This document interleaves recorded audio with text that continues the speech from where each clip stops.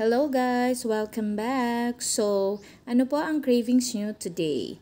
Ang cravings ko ay ang nacho salad, ang trending na nacho salad. Nakabili nga pala ako guys online ng salad drainer or veggie drainer or spinner or something. Hindi ko alam kung anong eksaktong tawag dyan. Basta nung nakita ko siya online, feeling ko kailangan ko siya dito sa bahay. Kaya binili ko siya agad-agad. Wow, agad-agad naman. So, madalas akong nabubudol talaga guys. Kaya minsan ayoko talagang nag-scroll online Kasi feeling ko lahat ng mga gamit sa bahay na nakikita ko ay kailangan kong bilhin kasi kailangan ko sa bahay. Charot. So, ayan, naka-drain naman na yung lettuce natin. Kaya nag-add na ako ng diced cucumber, tomato, yung whole kernel corn, yung diced na white onions, tapos gagawa na ako ng dressing.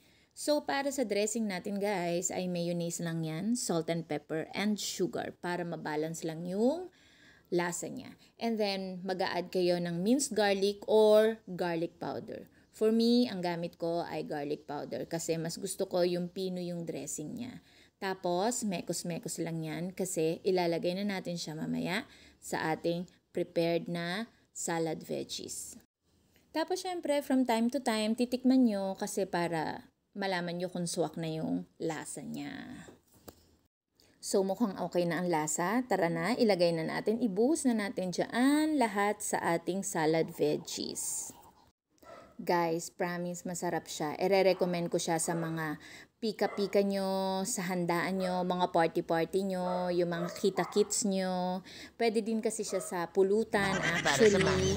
Tapos sa swimming nyo, alam nyo na, yung mga habang nagmamaritesan kayo dyan, meron kayong kinakain na nacho salad, ganyan. Tapos, pwede kayo mag-add ng cheese. Ang in-add ko ay parmesan, pero optional lang naman yan. Kung ayaw nyo ng cheese, okay lang. Tapos ayun, wala akong nabili talagang nachos, kaya yung mga chichirya na lang sa tindahan ang mga binili ko. Ayan, baka naman, Jack and Jill, charot. Libreng endorsement, ayan. So ayan guys, titikman na natin at talagang swak na swak talaga yan sa panlasa ng mga anak ko actually. Kasi favorite nila yung may mayonnaise, alam nyo na. Tapos syempre may chichirya pa dyan. Parang guilt-free nga pag kinain mo yan kasi nga may gulay.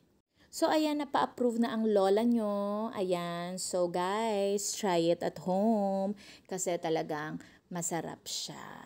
So, thank you for watching guys and hanggang sa muli. God bless you all. Bye!